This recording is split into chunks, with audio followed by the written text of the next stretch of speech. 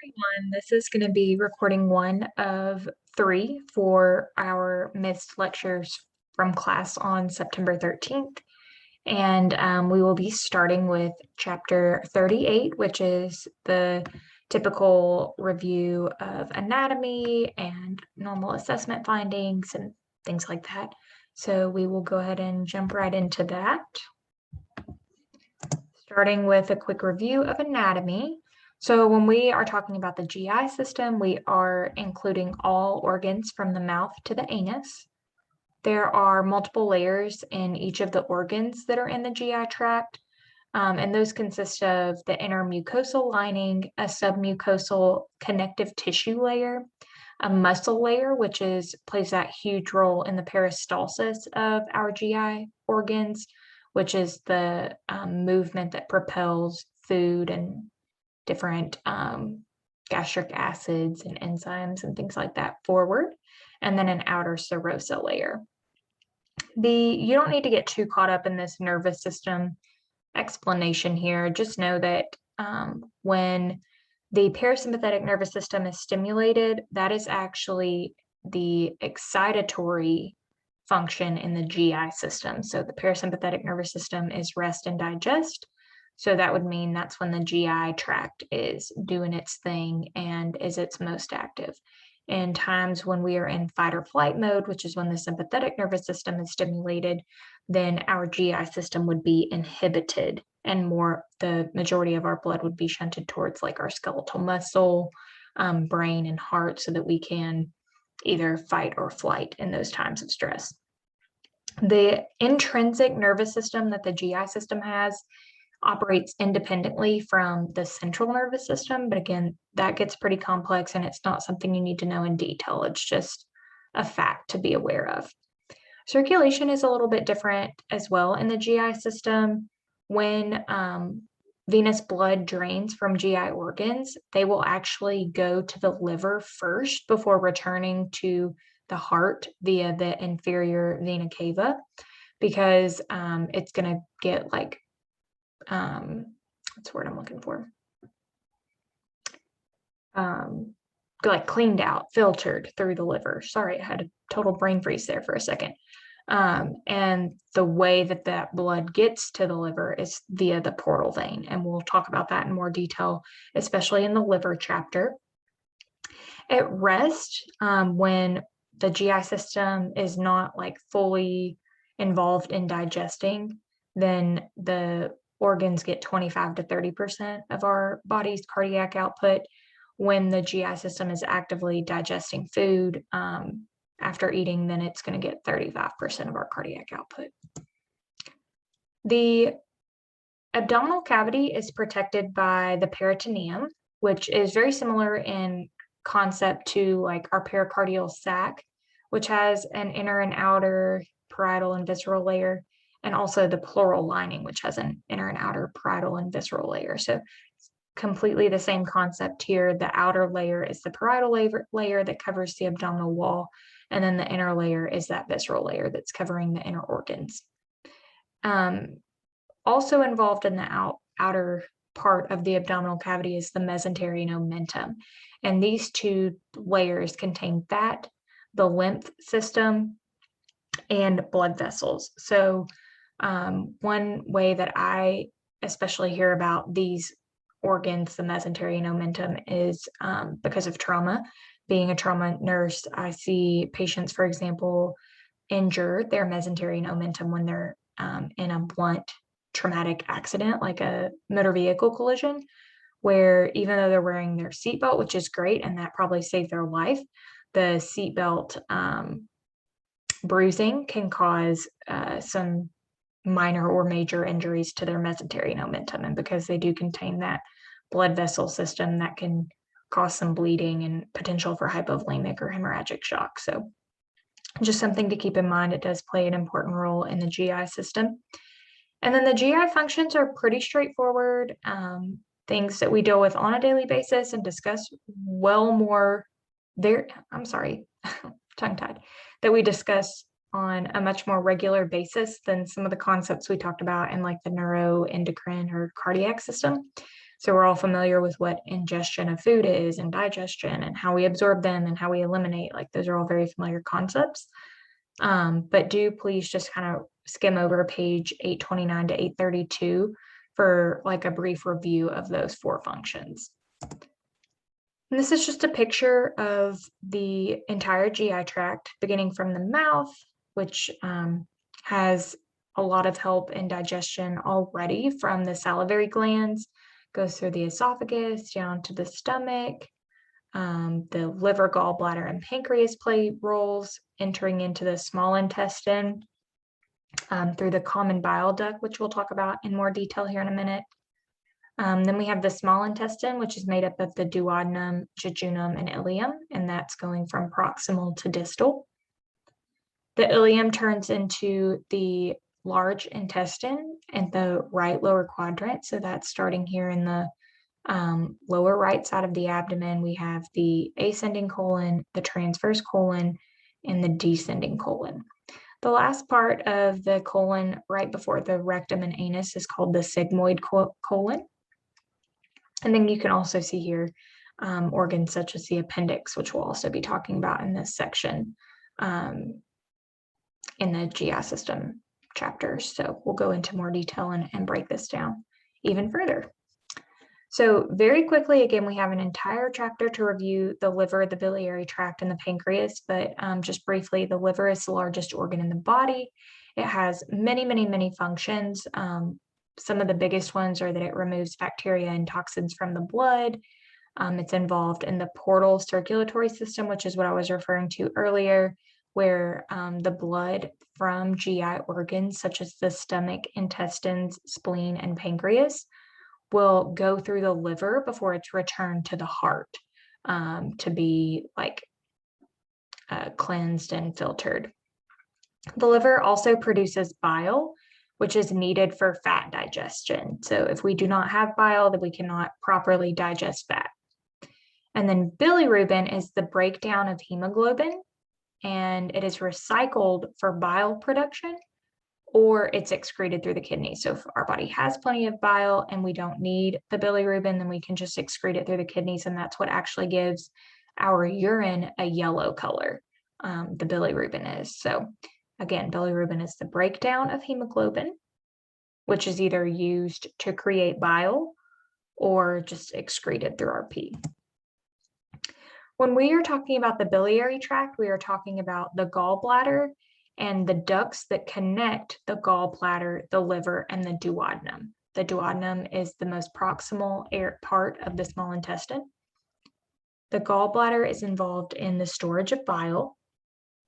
So again, the liver makes that bile, the gallbladder stores it, and then the common bile duct is the piece that connects the liver, the gallbladder, and the pancreas to the duodenum.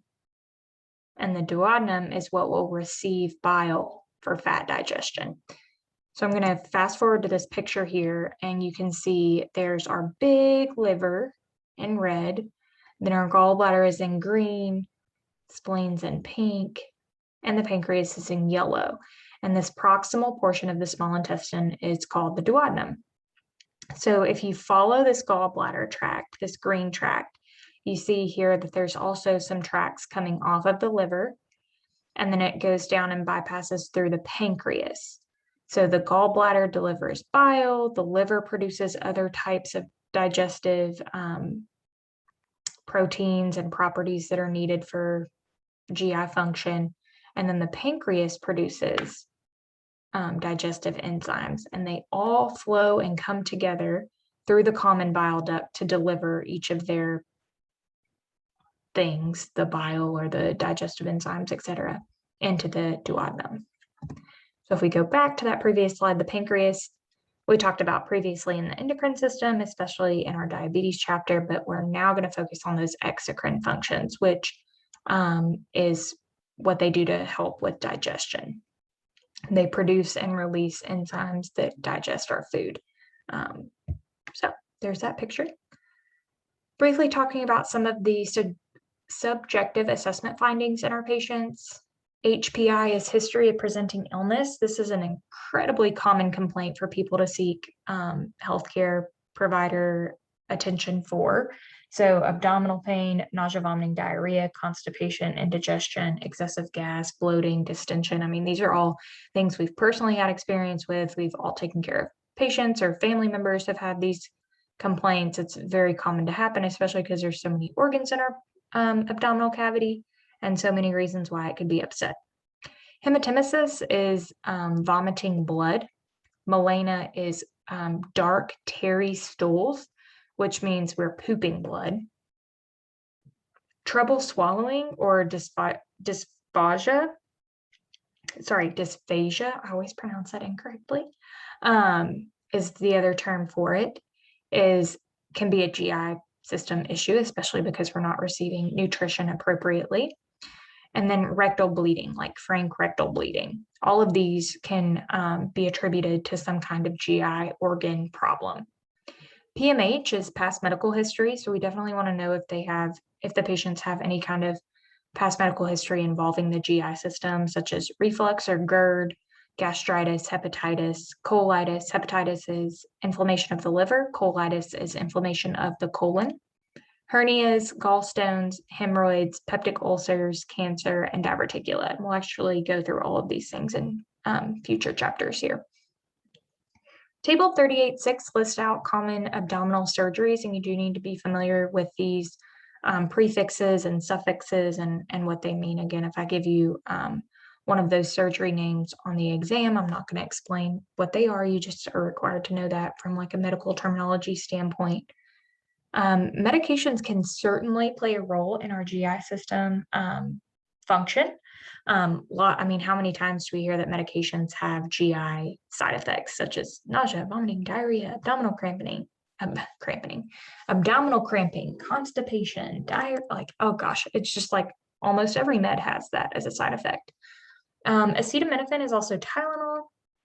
And do you guys know what organ is affected and metabolizes Tylenol?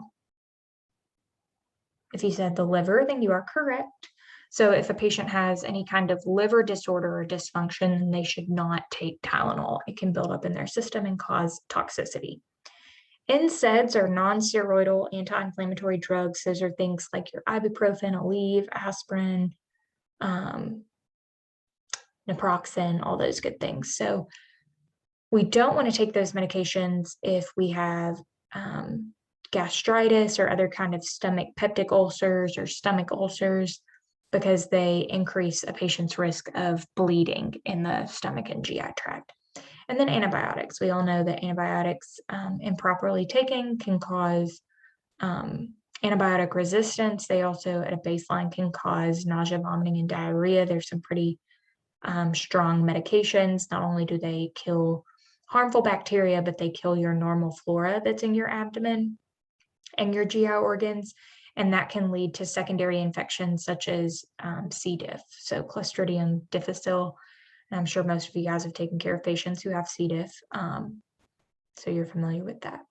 And then exposure to chemicals and toxins. Several, numerous, too many to name chemicals and toxins can cause GI system issues. So taking a good, thorough history on your patients can help you narrow down what might be the cause of their problems. Other things you want to ask, anything about recent travel? Do they have anything like traveler's diarrhea, any risk of food poisoning, or just exposure to something in another country that they may not have ever been exposed to? Any kind of rapid recent weight gain or loss can cue us into something going on.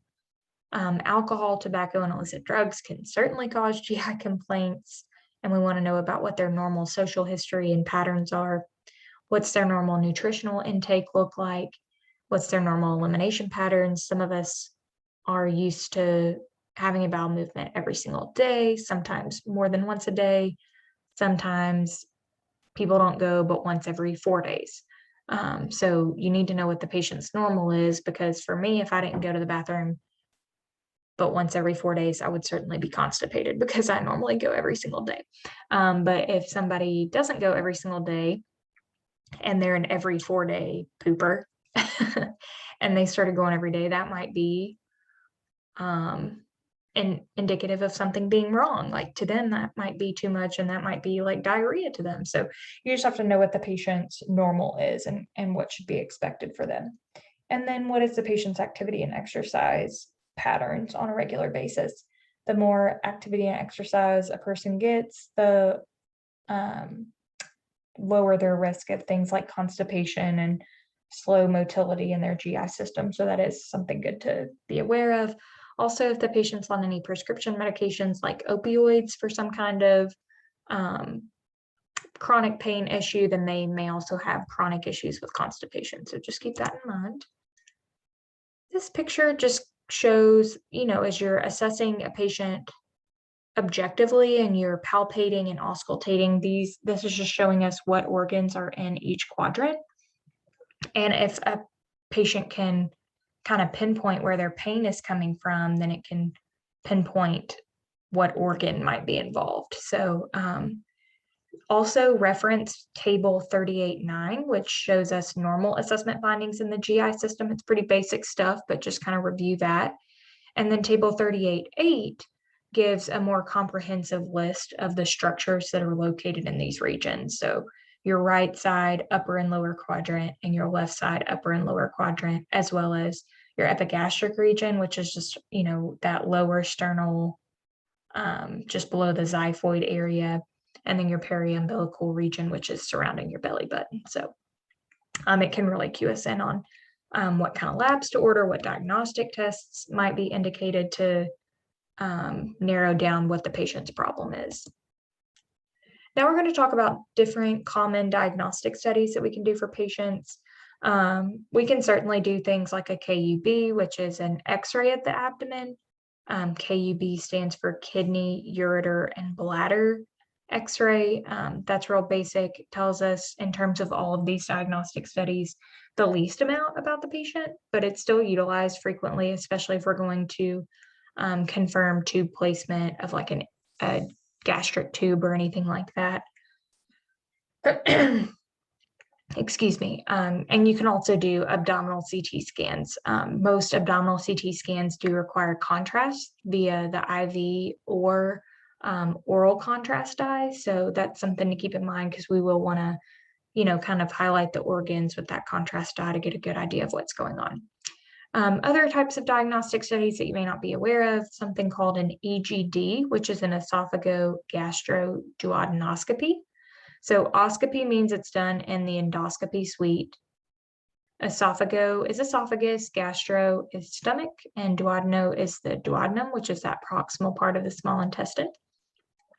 So the patient's put to sleep, like as you can see in this picture, it's actually called conscious sedation. So they're not completely out of it, or we would have to intubate them, but they are out of it enough that they shouldn't remember the exam.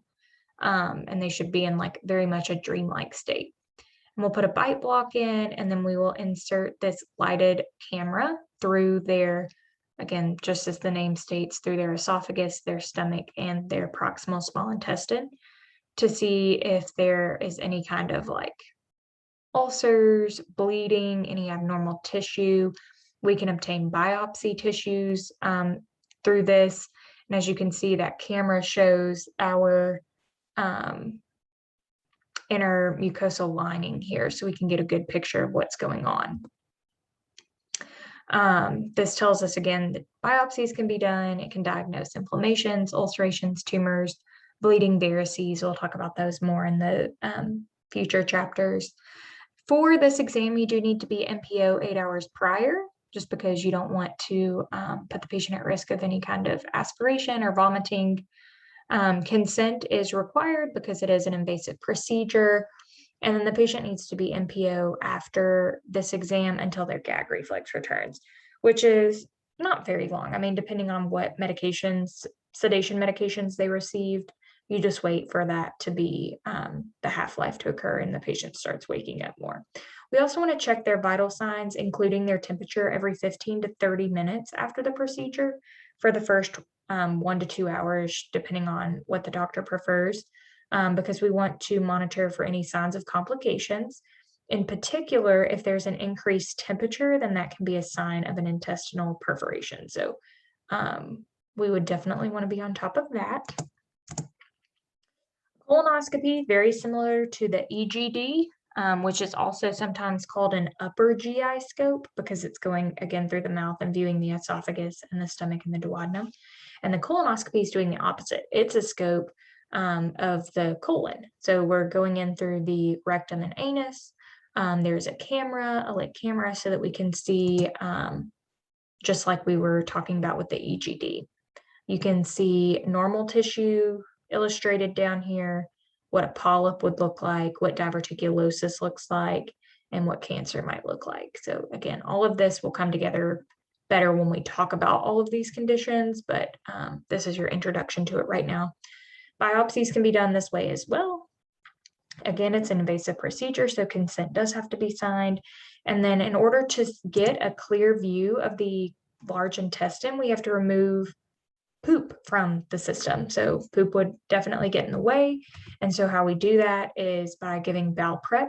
It's done prior to the procedure. And what we commonly give is Go Lightly.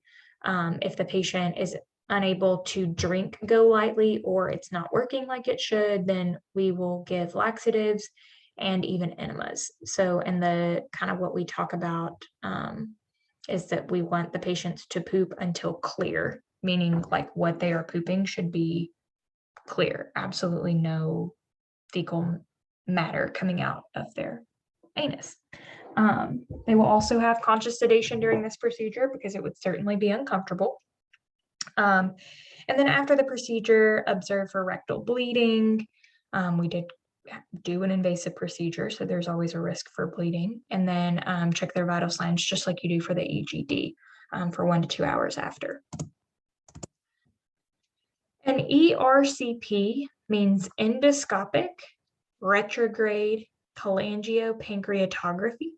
So break this down. Cholangio is the gallbladder, and the pancreato is the pancreas. So just like with the EGD, an endoscope is inserted through the oral cavity, and it goes further than the duodenum. So in this case, instead of stopping there, it's going to go past that and specifically look at the common bile and the pancreatic ducts. Gallstones can get caught there, so this can be used to retrieve them. And if there's any kind of tumor or mass, we can biopsy that and send it off to see if it's cancerous or benign. Same kind of pre-op considerations as our other 2 procedures. They need to be NPO, consent needs to be signed because it's invasive. They will also have sedation during this procedure. They need to be NPO until their gag reflex returns. A lot of this is repetitive, you see. And then check their vital signs. They are at risk for perforation or infection. And because we went up in there and kind of dug into the pancreatic ducts, then inflammation of the pancreas, also known as pancreatitis, is a pretty common complication that can occur. You may also hear about an MRCP, M as in Mary. So that's magnetic retrograde cholangiopancreatography. So instead of an invasive endoscopic procedure, this is where they go into MRI and they receive dye through their IV, and it highlights the common bile in the pancreatic ducts. So depending on what the patient has and what the physician thinks might need to be done during this procedure, then that will kind of dictate whether they get the ERCP or the MRCP. And this is what it looks like. Again, the endoscope is inserted, and here you can see the tissue is clogged by a gallstone. So we can actually take that out, and that'll kind of restore the patency of the common bile duct. Fecal analysis, I'm sure all of you, if any of you guys work in healthcare, then I'm sure you've collected these. You take the specimen and it can be examined for mucus, blood, pus, parasites, all kinds of things. Occult blood means that the blood is not visual to the eye, but we can test it for microscopic blood. Those are with Hemoccult cards. So if you guys have ever seen these, you kind of open the card up. It's like a little, like a greeting card, like you open it up. You can put like a smear of the stool onto the card, and then you actually like pull this tab out and it injects like a reagent into the stool. And if it turns blue, then that means it is positive for blood. If it doesn't turn blue, then it's negative for microscopic blood. So it's like a bedside test that we can do. Not all places have this Hemoccult card. And so you're just required to send that stool sample down to lab and they can test it for the occult blood. For a fecal analysis to be like the best sample that it can be, then we would preferably like the patient to be free of red meat in their diet for 24 to 48 hours before the test, because red meat can at times cause false positives. So we just want to be aware of that. A liver biopsy. So a liver biopsy is pretty invasive and it can be a little complicated. A needle is inserted up at the 6th and 7th or the 8th and 9th rib space. So that intercostal space between those ribs. So just think the liver really does go up that high. You can see in this picture, it's almost up to the nipple line. It is an absolutely enormous organ in our body. And the needle is inserted to obtain liver tissue. And we're gonna send that to pathology to be tested for whether there's like a benign or malignant issue with the liver. This can be done using CT or ultrasound guidance. That way we make sure we get into the liver and like have as few complications as possible. Prior to the procedure, we want to know what the patient's coagulation status is. We are inserting a needle into a very vascular organ, so we want to make sure that they are not at risk of bleeding, but also our coagulation factors are made from the liver. So if there is a disease process going on in the liver, then they may be at an even greater risk of bleeding. So we want to know what that baseline risk is before we perform the procedure. It is invasive, so consent has to be signed. After the procedure, we definitely want to check their vital signs to detect internal bleeding. If you think about what kind of vital sign changes would tell you that the patient's at risk of bleeding, what would happen to the heart rate? If you said it would go up, then you are correct. And then what would happen to the blood pressure? It would go down. So if the patient was having significant internal bleeding, you would see those vital sign changes as they're going into hypovolemic shock. You want to keep the patient lying on their right side to kind of splint that puncture site for at least 2 hours. And then the patient needs to be flat and bed rest for 12 to 24 hours, just so that that area can heal and there is no risk for bleeding that way. Again, we talked about shock. They could certainly go into hypovolemic shock if they were to have internal bleeding. But why do you think they're at risk for a pneumothorax? So a pneumothorax is a collapsed lung. And if you think about how high we are going up to insert this very large needle into their thoracic cavity, then we could technically puncture a lung. So that is a risk, and a risk that we tell the patient about. And how would you know if the patient had developed a pneumothorax? You would see things like respiratory distress, so increased respiratory rate, struggling to breathe, nasal flaring, retracting intercostal spaces, abdominal breathing, having to sit up to catch their breath, lots of shortness of breath, requiring increasing oxygen, supplemental oxygen, decreasing O2 sats. If you listen to their chest, if you auscultate their lung sounds, you may hear decreased, diminished, or absent breath sounds on that right side, meaning that the lung is collapsed. And in a very late stage, you may see tracheal deviation or hypotension. But at that point, that collapsed lung has turned into a tension pneumothorax, meaning that the lung, there's so much air that's built up in that lung that it's compressing the heart and the trachea. So that would be a very late finding of a pneumothorax. And so we shouldn't be waiting that long to be able to tell that that could be an issue. And the kind of what you would do is definitely tell your doctor, call the doctor, tell them that you suspect a pneumothorax. in your patient, give them your clinical findings, and the doctor will either come and just put in a chest tube based on the clinical findings, or they'll order a chest x-ray to confirm that there is indeed a pneumothorax.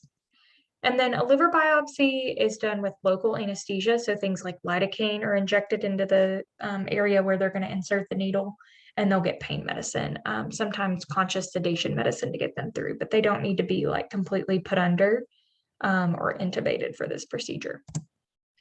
So there's a picture here. And then liver function test, we'll definitely go over this more in the liver chapter, but these are things like serum bilirubin and urinary bilirubin. So we talked about how that's sent through the liver or excreted through the kidneys. So that would give us an idea of how the liver is functioning. Protein metabolism, because the liver is responsible for metabolizing protein. And so we can assess that with our blood serum protein levels and our ammonia levels. We talked about how it plays a role in coagulation, so we can check that via the PT, PTT, INR, and vitamin K. The liver also metabolizes lipids, so our cholesterol, triglycerides, HDLs, LDLs all tell us about how the liver is doing. And then our ALP, AST, ALT, and GGT, you do not need to know what those stand for because nobody does. They do stand for something, but we don't talk about them. We just refer to them as their acronyms, and they are directly related to how well the liver is doing. They are elevated in disorders and diseases that cause liver damage and inflammation. They will elevate even in circumstances when you're drunk, like literally anything that causes the liver to overwork will cause these enzymes to elevate, but they'll certainly be elevated in liver disorders and diseases and things like that. Gastrointestinal surgeries, we talked about this in the subjective assessment slide, but just a reminder, look at the table on 38.6 and see those common GI surgeries and know what those prefixes and suffixes are. And then we'll have a few practice questions here. So number one, patient is admitted to the hospital with a diagnosis of diarrhea with dehydration. The nurse recognizes that increased peristalsis resulting in diarrhea can be related to what? When would the GI system be functioning at its highest? That would be when the parasympathetic system is working. So that would be D. Again, our GI system is activated and working when we are in our rest and digest state. So that's parasympathetic stimulation. This would be as much as you would need to know about the nervous system stuff. An 80-year-old man states that although he adds a lot of salt to his food, it still does not have much taste. The nurse's response is based on the knowledge that the older adult should what?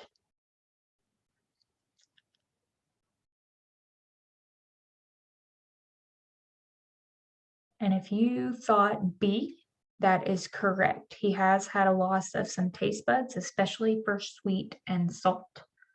That is a normal expected gerontological finding. And for more normal expected gerontological assessment findings, please look at table 38.5. So as we get older, things naturally start slowing down, metabolism, we have some normal expected changes that will occur with age. And so please just be familiar with that table. And that's it for chapter 38. So I will upload this and then very shortly get 39 and 41 uploaded as well. Thank you so much.